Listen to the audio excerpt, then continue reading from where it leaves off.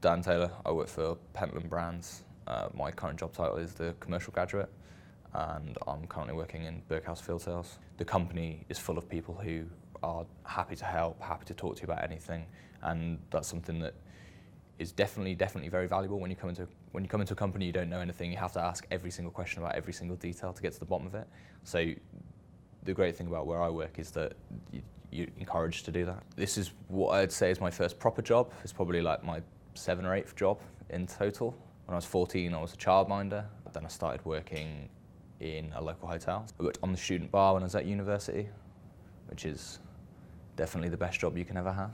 I worked for Capital Radio, just sort of like marketing. I was also kind of like a painter and decorator as well for a little bit, which was pretty fun. When I graduated from university, I was pretty committed to going travelling, so I took a bit of time out, and the way that I paid for that was to get 3 jobs that I worked simultaneously on 0-hour contracts. My parents are supportive of, like, they know that I want to travel, they know that's something that's really important to me. I went to a comprehensive school in South Wales, not very glamorous at all. I just followed what I was interested in, so at every juncture I just picked the things that I wanted to do. So when I went to GCSE, I did drama, I did PE, I did history alongside the core subjects, and I would wholeheartedly encourage everyone to do that. You get one opportunity to study things, study what you enjoy, don't study what you think you should. You'll spend a lot of money, you will rack up a lot of debt when you're at university, you will spend a lot of money doing it.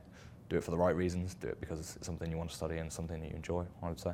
People say, oh, how did you know what you want to do? It's like, does anyone at 24 know what they want to do? Because like, I still don't know what I want to do. It's like, I'm just doing a job and I like my job and it's great, but to know what you want to do is just like, it's phenomenally difficult, and the assumption is that if you do start down a particular route, then you can then sort of like jump off it and go sideways. Breadth of experience is always valuable. You can always bring something new to the table if you have something to lean on. At least I'm getting experience. I'm my biggest barrier to myself. I always expect more from me than anyone else. The biggest thing that I've learned is that it's okay not to know. So like, I spent ages trying to like work out like a career path and a plan, and this is where you need to be, and I need to have done this, that, and the other. And I've worked out that actually, for me, being slightly more reactive is better. Part of the reason I took this job was to get a holistic sort of view of a company, and so like I get pumped around different departments, and that's what I like. I like to explore different things because I still don't know what I want to do. That's the best thing about this job, is that like I've never felt more balanced, because I've never felt less like I've needed to have a very clear idea of what I'm doing. People are very, very happy for me to just sort of, you know, why don't you go do that? Why don't you apply for a job here? Why don't you do that?